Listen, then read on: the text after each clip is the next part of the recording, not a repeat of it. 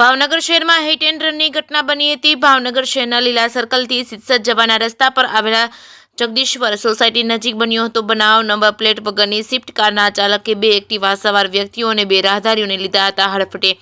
Swift car ચાલક સગીર હોવાનું સૂત્રો પાસેથી મળ્યું હતું જાણવા। હાલ 4 થી વધુ લોકો હડફટે આવતા પહોંચી હતી ઈજાગ્રસ્તોને સારવાર માટે સિવિલ હોસ્પિટલમાં ખસેડવામાં આવ્યા હતા। હિટ એન્ડ રનની ઘટનાને લઈને લોકોના ટોળા ઉમટી પડ્યા હતા।